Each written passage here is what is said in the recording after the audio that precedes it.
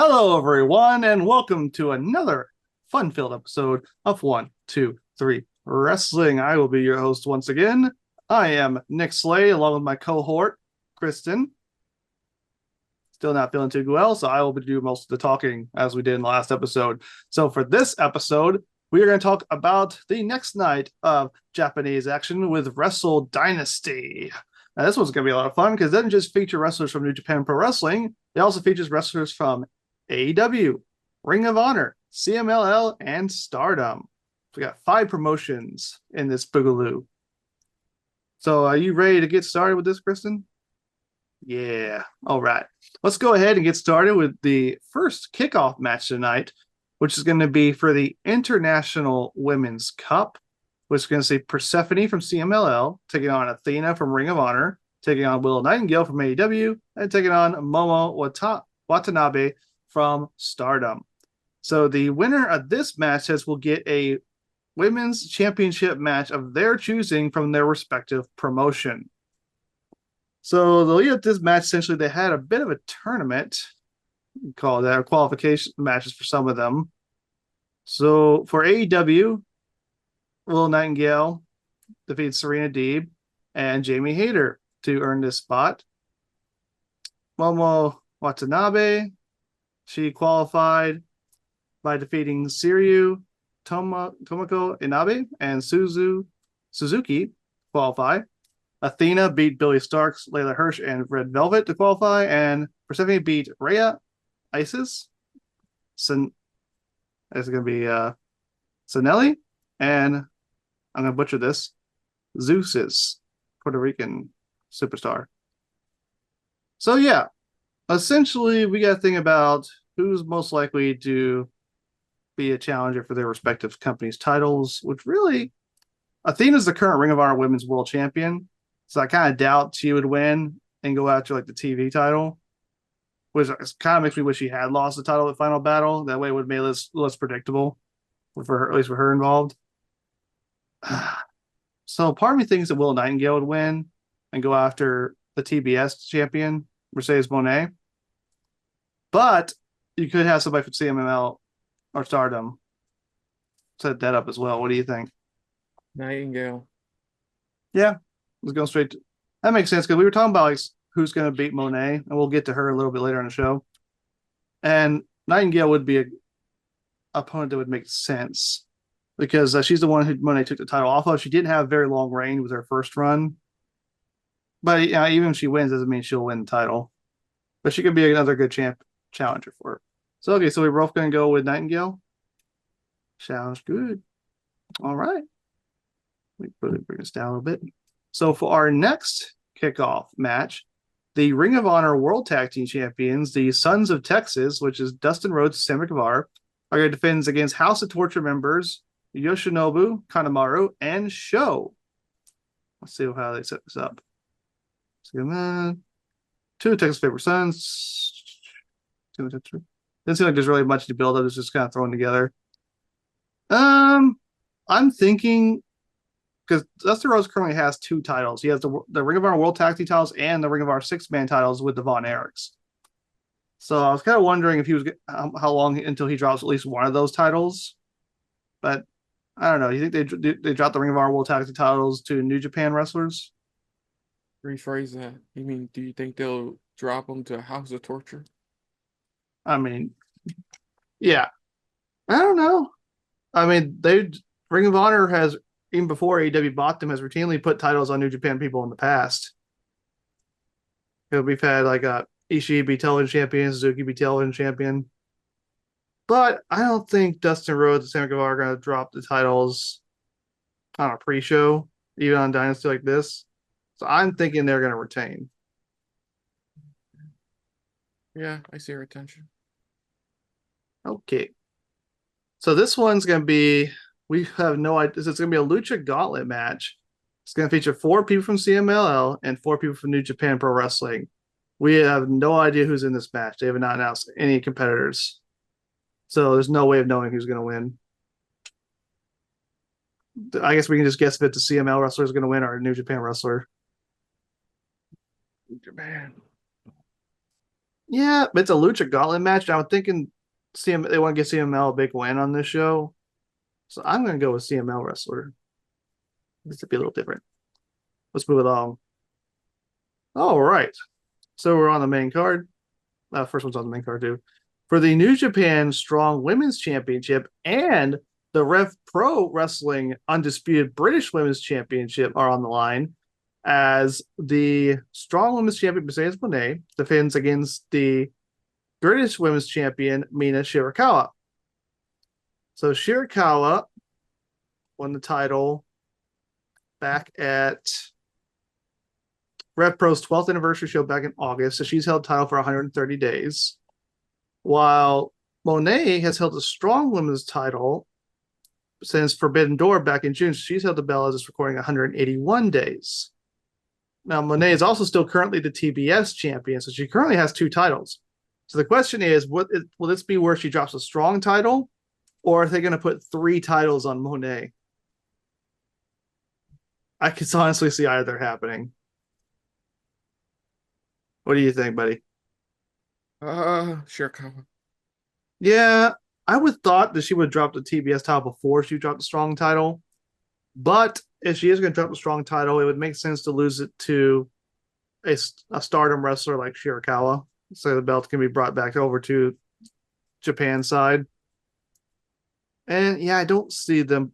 I don't know if Rev Pro wants to put their title on Monet, but see, and loses and Shirakawa is a legit competitor. I don't think Monet would be really hurt losing to her. So that would be something like Shirakawa goes from losing a match for AW World Championship to winning the Strong title. Could be something for her.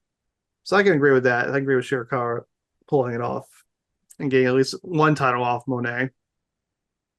So next up, as we mentioned in our last video, the IWGP World Tag Team titles were vacated when Great-O-Khan's tag team partner Hinari was injured, which has now led to this situation to where the Young Bucks have made a challenge to challenge Great-O-Khan and a mystery partner for the vacant IWGP Tag Team titles. And the question is, do they put the belts back in O'Khan and probably another member of United Empire, or do they put the IWGP Tag titles on the Young Bucks? Whoever wins this match has to eventually face Naito and Hiromu for the titles as they won the World Tag League. You also got to remember, it also depends on who Great-O-Khan's partner is. Yeah.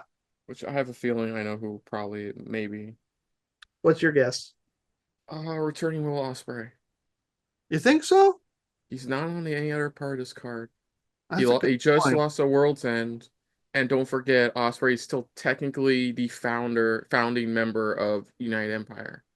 Yeah, it's true. But what they put the tag titles on Ospreay and O'Khan. I don't know. You could still look. You could still have the Bucks win them, keep them off AEW programming for a while. I'm not saying they should win, but like it definitely the same factor as well could be who Great-O-Khan's partner is. And I think it's Ospreay. It's probably not, but I think it's Ospreay. That's what kind of makes this a little hard to predict. We don't know who O'Khan's mystery partner is. And the Jacksons don't seem to be returning to AEW TV really anytime soon. Especially with Kenny returning at World's End. Yeah, and honestly, whoever wins this match, I don't see them holding it that long, and I think they're going to drop it to Naito and Hiromu. Yeah. I'm going to go with O'Khan, the mystery partner. Who do you think is going to be the mystery partner? I think you make a good case for Ospreay because you think they want to put him on his show somewhere. I mean, if it's who do you think if it's not Ospreay? If it's not Ospreay, I would think it's somebody else from United Kingdom. But if that was the case, you think they wouldn't be keeping it a mystery. But I've been tricked before in that on mystery partners. Cause I'm trying to remember, is Jeff Cobb on this show? No, I don't think so. It could be his old partner, Jeff Cobb. He's held the title with him before. But I don't think you would keep that a mystery. It just seems too obvious. Well, don't forget Cobb's also on the Wrestle Kingdom card. So there's a mystery there about like would Cobb wrestle 2 nights in a row? Well, a lot of people are wrestling 2 nights in a row here on this But card. that's still my point. Mm-hmm. It's like it's blatantly obvious it's another member of United Empire. Mm-hmm. So like it could be somebody current in the faction like a Jeff Cobb, or it can be the founding member of it, which is Osprey. Mm-hmm. Hmm. I think Osprey's a good guess.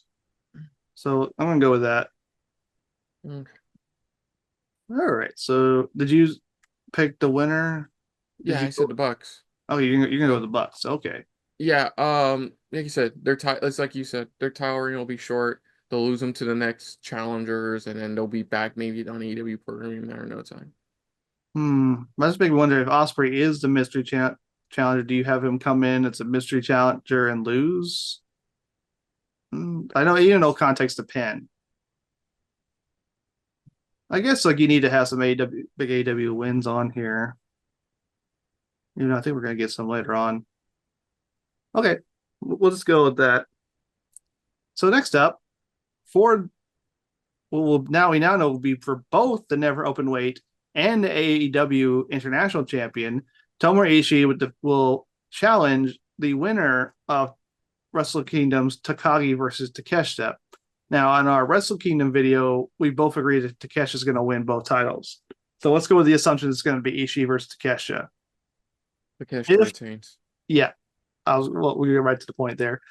I don't really see Takeshita winning both titles and then losing them the next night. As good as Tomohiro Ishii is, this is just a way to get them on the card. So yeah, Takeshita retains 2 nights, wins both nights. That was quick. We'll move right along. Hey, it's another guy from House of Torture, technically. As Yoda Tsuji is going to face Jack Perry with Scapegoat. Let's see what led up to this.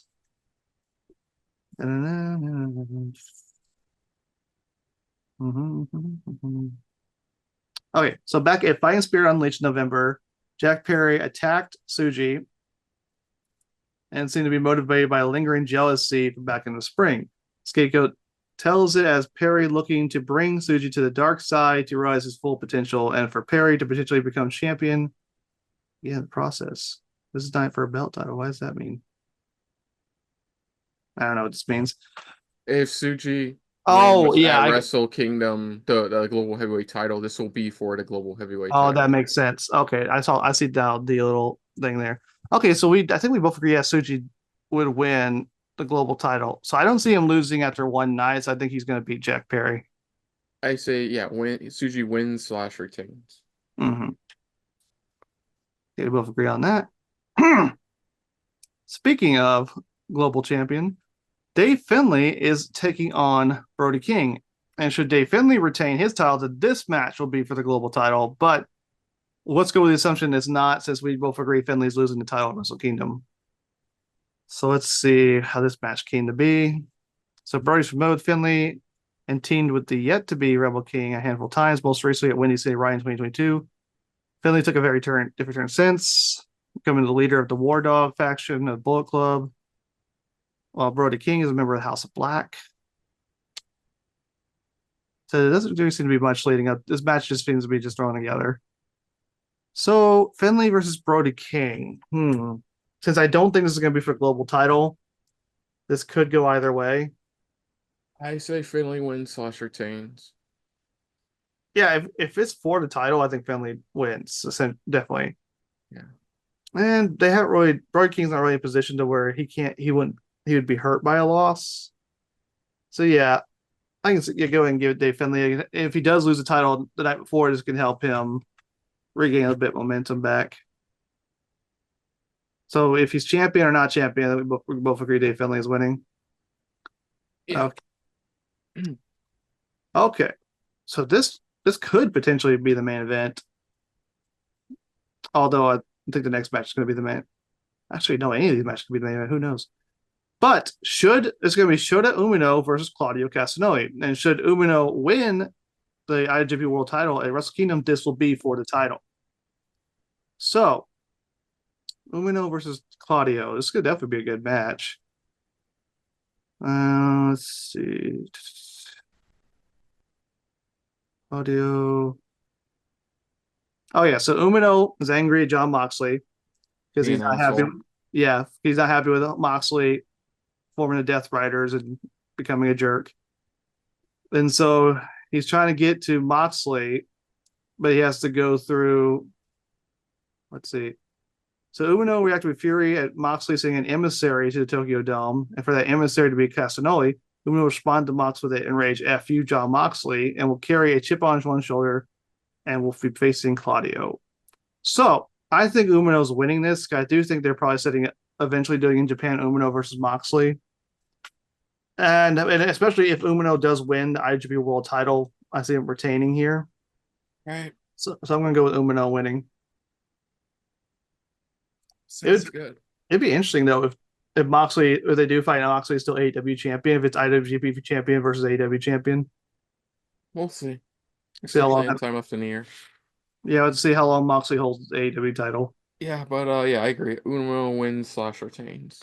Mm-hmm. So next up, and another match that could be the main event. It's gonna be Zack Sabre Jr. versus Ricochet. And it should Zack Sabre Jr. retain the Wrestle Kingdom, then this match would be for the IWGP World Heavyweight title. So Ricochet and Zack Sabre Jr.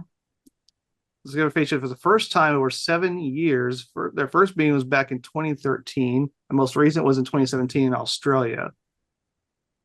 So I do remember this challenge went down a while back.